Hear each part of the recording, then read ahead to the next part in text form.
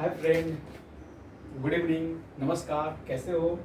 उम्मीद करते हैं आप अच्छे होंगे। जय हिंद, जय भारत।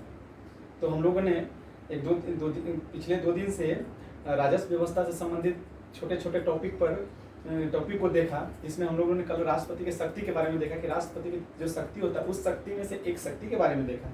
इसमें हम अध्यादेश जारी करने का जो प्रक्रिया होता है, अध्यादेश कौन जारी करता है, ये हम लोगों ने कल देखा। और वो कल देखा, और जिन लोगों ने नहीं देखा वो पिछले वीडियो में जाकर देख ले, बहुत अच्छे तरह से हम समझाएंगे।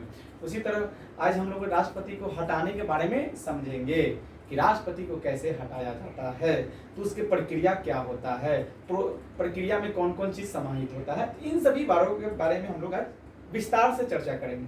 तो बिना देरी करते हुए सेशन को शुरू करते हैं। आइए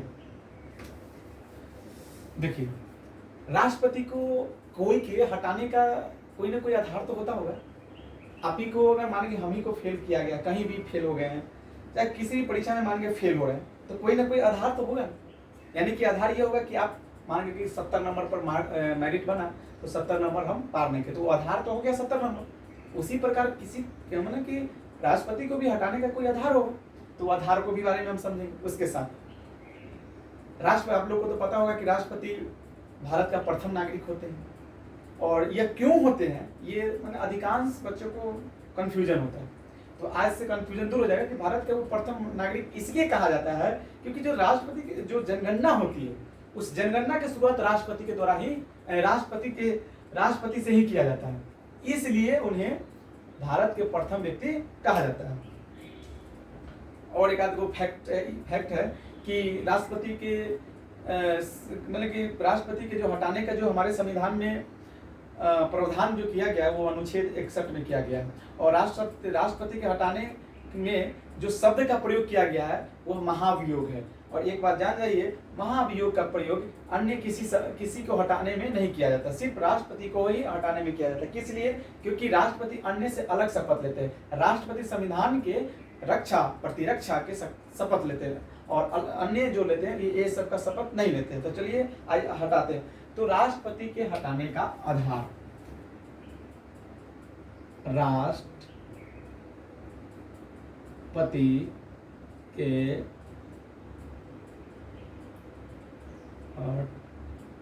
हटाने का आधार, भाई कोई ना कोई तो आधार होगा ना, बिना आधार के तो किसी को हटा ही नहीं सकते। तो आधार क्या है? तो आधार आइए बताते क्या है।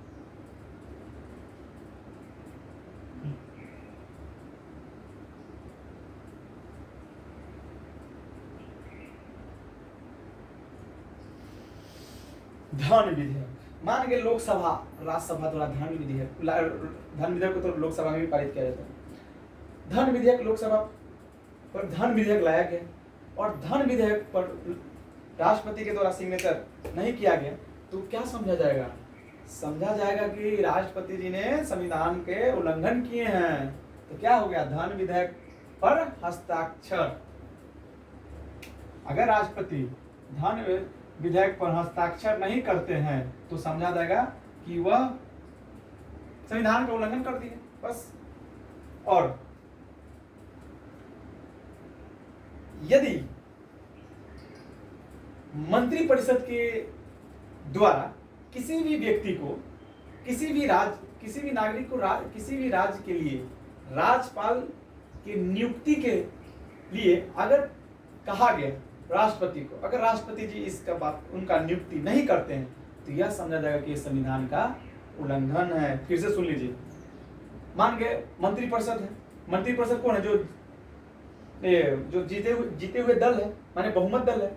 उनके द्वारा किसी राज्य में, माने बिहार के राज्य में कोई, माने हम ही को कहा गया कि इसको जाकर वहां पे राज्यपाल नियुक्त कर दो, पर इनसे कहा गया राष्ट्रपति से, राष्ट्रपति कहना ना इनको बिहार के राज्यपाल नहीं हम नियुक्त करेंगे, माने वो हटिया दी, तो क्या समझा जाएगा? संविधान का उल्लंघन है। क्योंकि मंत्रिपरिषद का, उनके संविधान में यह प्रावधान दिया गया कि राष्ट्रपति का माने कार्यपालिका का शक्ति राष्ट्रपति को कार्यपालिका का शक्ति समाहित है राष्ट्रपति में, लेकिन राष्ट्रपति उन शक्तियों का प्रयोग मंत्रिपरिषद के सहमति से करेंगे। तो अगर सहमति दे दिए तो उस सहमति को अगर पालन कर रहे हैं तो वे राष्ट्र समझा जाएगा संविधान का उल्लंघन है। ठीक, तो राज्यपाल नियुक्ति से संबंध में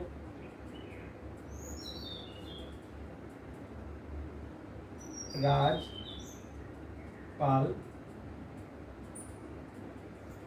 नियुक्ति के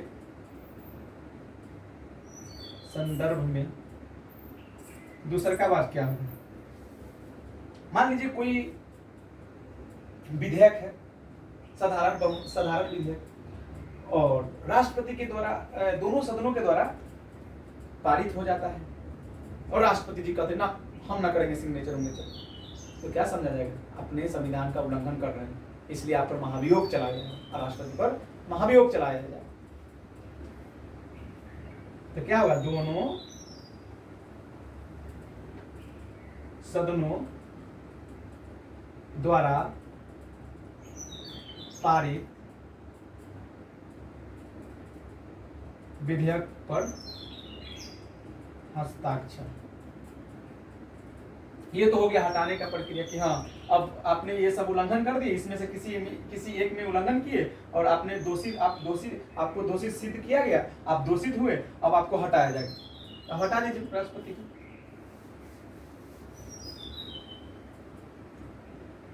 हटा दीजिए। तो कैसे हटाएंगे राष्ट्रपति को? कैसे? तो महाभियोग के प्रक्रिया से। महाभियोग के प्रक्रिया।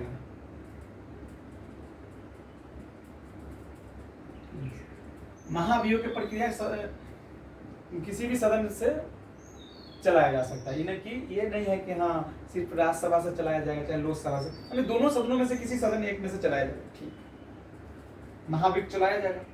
अब क्या होगा कि महाभियोग चलाया जाए, मान लीजिए कि लोकसभा में महाभियोग लाएंगे। लोकसभा के कुल सीटों की संख्या कितनी है? 543 है। तो क्या करेगा लोकसभा में इस विधेयक को, महाभियोग वाला विधेयक को, कि इसमें कुल सदस्यों की संख्या का 2/3 से पारित किया जाएगा। जब वो पारित हो जाएगा तो जाएगा कहाँ? राज्यसभा में। राज्यसभा क्या करेगा? जो लोकसभा द्वारा जो आरोप लगाया गया राष्ट्रपति को महाभियोग, उस पर क्या करेगा? जांच करेगा। उस महाभियोग की जो लोकसभा के द्वारा जो आरोप लगाया गया राष्ट्रपति को कि यह राष्ट्रपति जी ने उल्लंघन किया है। क्यों? क्योंकि मानिए कि धन विधेयक पर हस्ताक्षर नहीं किए, तो राज्यसभा क्या करेगा? उस पर क्या करेगा? उसको जांच करेगा और उस दरमियान राष्ट्रपति को भी बुलाएगा। लेकिन अगर राष्ट्रपति अगर नहीं आते हैं तो वो अपने अधिकारियों को भी भेज सकते हैं। स्वयं अगर नहीं प्रस्तुत होते तो अधिकारी को भी भेज सकते हैं। ठीक, मान गए कि राज्यसभा में तर्क संगत हो गए, यानी कि यह साबित हो गया कि नहीं, जो लोकसभा द्वारा जो लगाई गई आरोप है वो आरोप तर्क संगत है, अर्थात सही है। तो यह भी अपने कुल सदस्यों की संख्या कितना है? कुल 245। कुल सदस्यों की संख्या से 2/3 से पारित करेगा। और जिस दिन पारित करेगा उस दिन क्या होगा कि उस दिन से राष्ट्रपति के पद खाली हो जाएगा। ठीक, और महाभियोग की जो प्रक्रिया होती है उसे अर्धन्यायिक प्रक्रिया कहा जाता है। क्यों? क्योंकि इसे न्यायालय में नहीं चलाया जाता है, इसे दोनों सदनों में चलाया जाता है। ठीक है, तो समझिए क्या होता है, एक बार और समझ लीजिए कि महाभियोग की प्रक्रिया की शुरुआत दोनों सदनों में से किसी सदनों में से किया जा सकता है। ठीक, एक मतलब कि लोकसभा में अगर किया जाए तो लोकसभा के कुल सदस्यों की संख्या के 2/3 बहुमत से पारित होनी चाहिए। अब वो पारित होकर राज्यसभा में जाएगा। राज्यसभा में भी अगर वो राज्यसभा जांच करेगी, अगर जांच के दौरान अगर सही निकला तो राज्यसभा